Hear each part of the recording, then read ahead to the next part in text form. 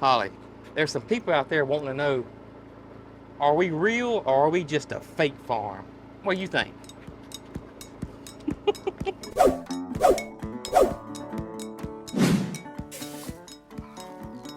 Yeah, I know. Y'all are wanting your little treat. Yeah. I gotta go get your scratches in the barn. I gotta go get your bag of scratch. Yeah, I gotta go get your bag of scratch.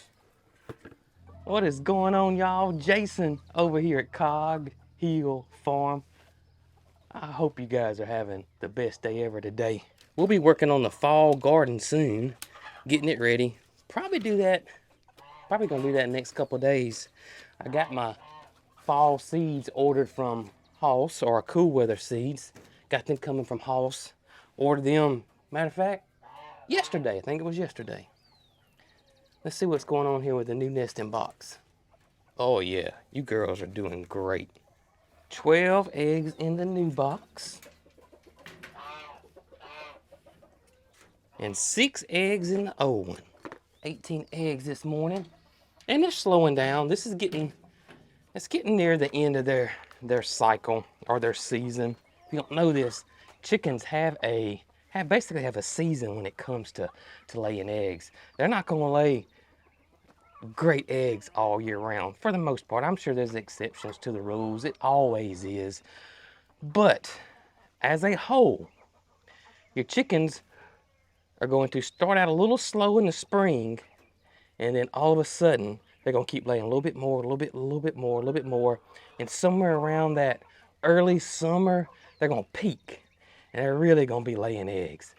And then as the season progresses, your egg production is gonna start tapering off a little bit, and especially when fall and winter come in our area, because the days are shorter, your egg production is really gonna drop off. Because believe it or not, one of the main things for chickens or egg production in chickens is the sun.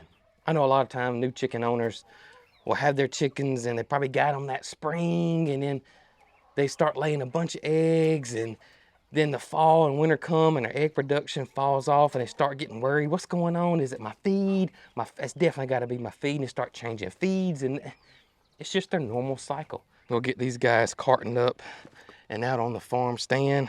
And speaking of farm stand and eggs and what we do here, I see this pop up a lot. And that is, basically, what are we? I know there's some out there that don't think we're a farm. We get called a petting zoo or a hobby farm. Y'all are really fake farmers because we don't harvest any of our animals. Why do we even call ourselves a farm? So it got me thinking, what really are we? I consider ourselves a farm, but I guess we're also a homestead too. So maybe maybe we're more of a farmstead. Is that a combination of the two? A combination of a farm, combination of a homestead? That's a good question. And I get the whole thing about calling us a petting zoo because all of our animals are pets. So I get that. I do get that. But that doesn't mean we're not a farm, really. I mean, you got vegetable farms, you got flower farms, you got egg farms, I mean, just because you don't harvest your animals doesn't mean you're not a farm. But we used to raise meat birds. In our early years of doing this, we did that actually 4 or 5 years. We raised meat chickens and ran them through our woods. They were free range, forest raised meat chickens, and we sold those to a high-end restaurant and a high-end catering service in a big metropolitan area, Birmingham, Alabama. And we did that for 5 years, and gosh, we would run basically 100 every 6 to 8 weeks, all year round. But COVID hit, and of course the whole food industry, restaurants and all that took a toll, and the ones that we were serving, they shut down. And finding another restaurant that didn't already have a supplier of fresh, local, farm-raised anything is extremely hard. extremely hard. We got very lucky with we got very lucky with the clients we had. We reached out to several restaurants then and never got any response to anybody. And that's when we decided to hang that part up.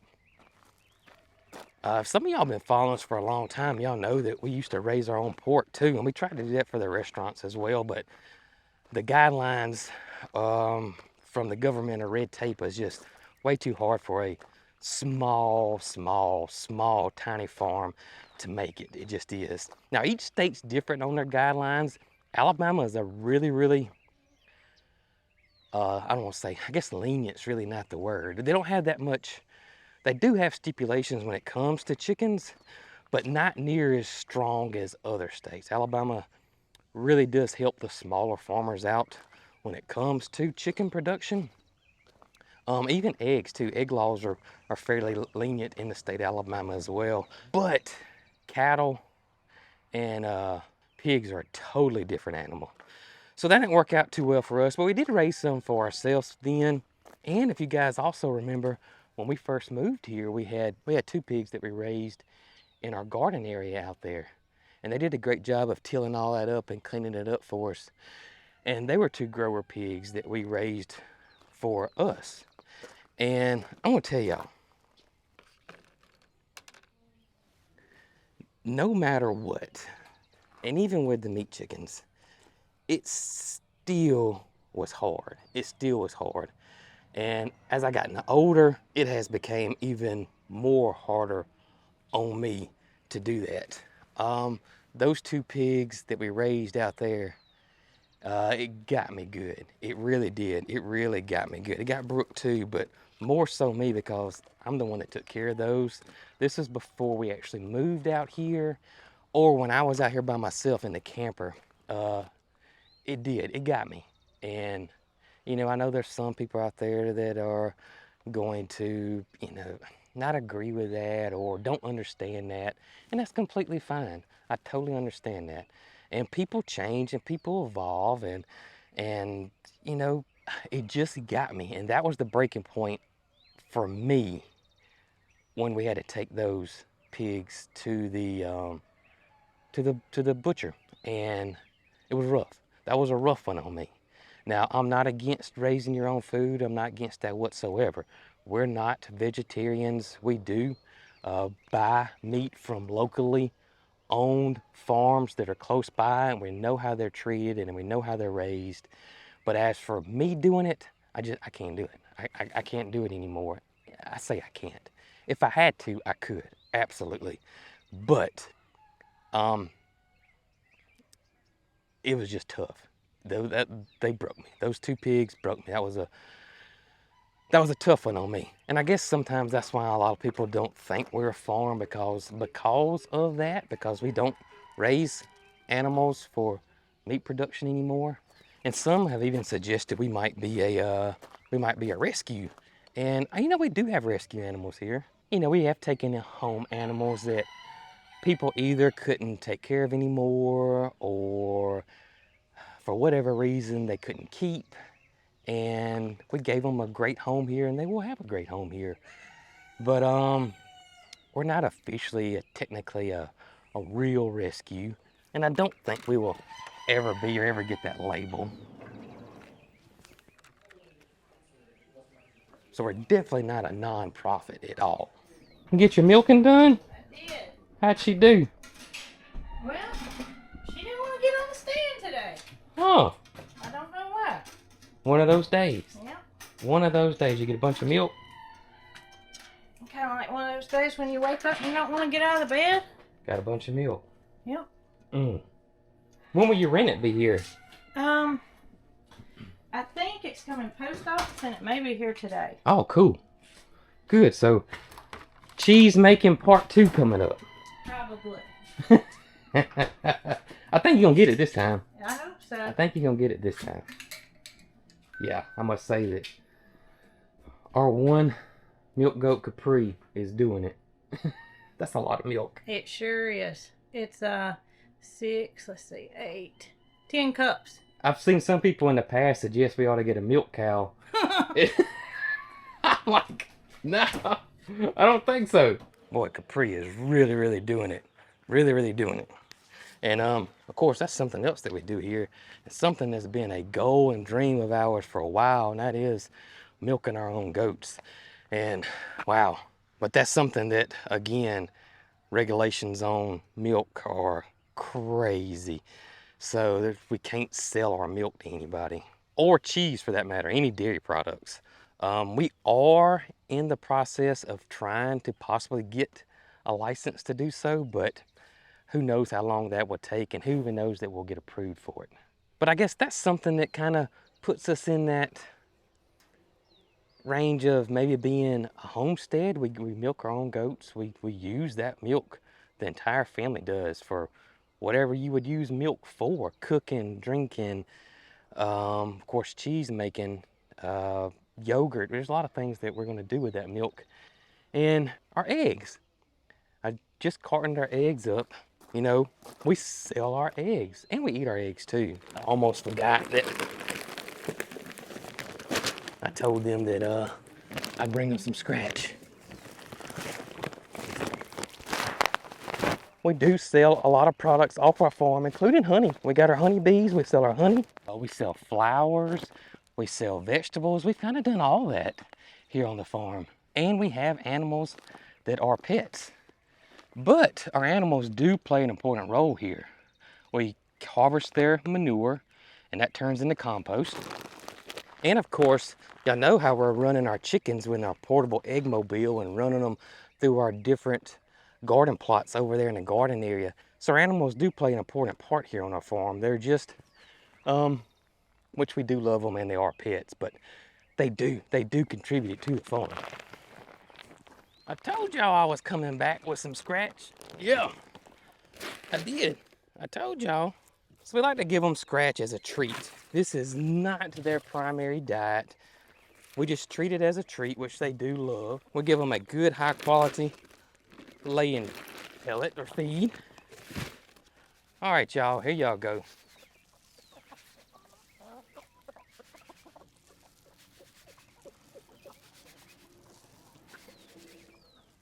And also, there is our social media presence, and of course, YouTube, which puts us in the category of agritourism, but it's just virtual. People can come on here to our farm 5 days a week counting Brooks channel, and it's like being on a tour of our farm. So we kind of fall in that category too of being, you know, a tourist attraction.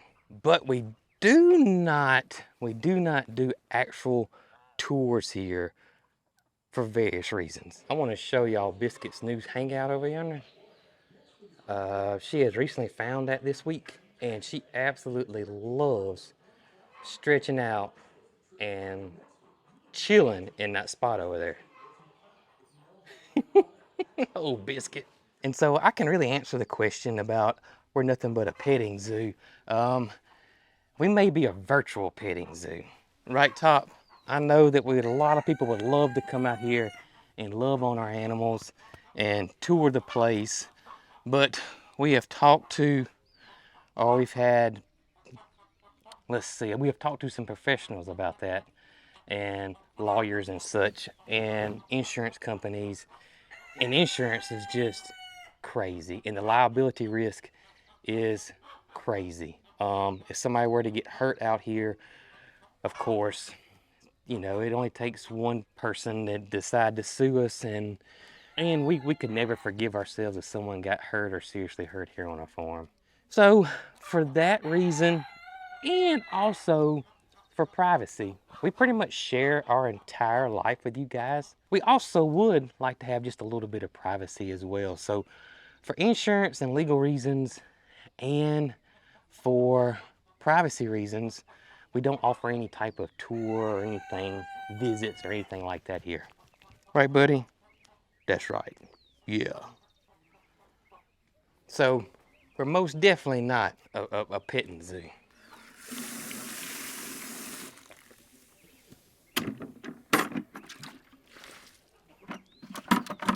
What's going on, Peachy? You doing all right this morning? You're looking beautiful as ever. Yes, you are. How are your future egg layers doing? Well, let me just show you. Okay, they getting big? Look how much they've grown. Oh my gracious. I think, probably next week I'm gonna need to move them up to the grow out Yeah, section. you might have to. They are getting big fast. Which they were big when we got them. They were. But look at them. I mean, they are getting some sure enough feathers. Do any of them look like a rooster? Uh, Don't see any that stand out. Do you? I don't, but I have a feeling. We got one. I have a feeling we got one. Oh, but yeah, they are feathering out, aren't they? They are growing like little weeds.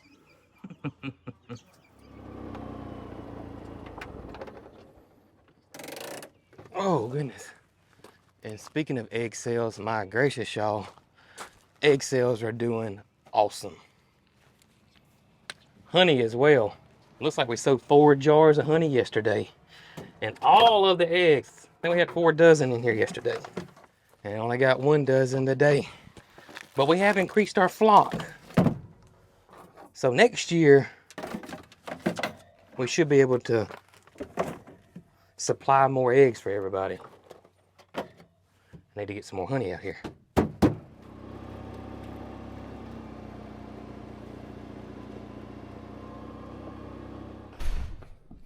Guess what you got? Oh, yay! Now you gotta make some cheese. All right. I got plenty of milk. So, I guess technically we don't fit a perfect mold. There's no certain perfect category I guess you could put us in. I guess we're kind of a little bit of everything. We're a little bit of a farm. We're a little bit of a homestead. We're a little bit of a rescue. We're a little bit of a petting zoo, even though it is virtually. But at the end of the day, we absolutely love what we do. We love growing our own food. We love taking care of all of the animals. We love sharing all this with you guys in hopes too that maybe some people can learn from us teaching things, and also at the end of the day, making somebody smile. Putting a smile on their face if they're having a bad day, a bad week, or whatever it is, that they can escape from that, smile, and relax, and have a good time. And I think that's what the good Lord put us here for. Right, Holly? That's right. Yeah. And I hope you guys truly enjoy us as much as we enjoy y'all. And as always, y'all be good.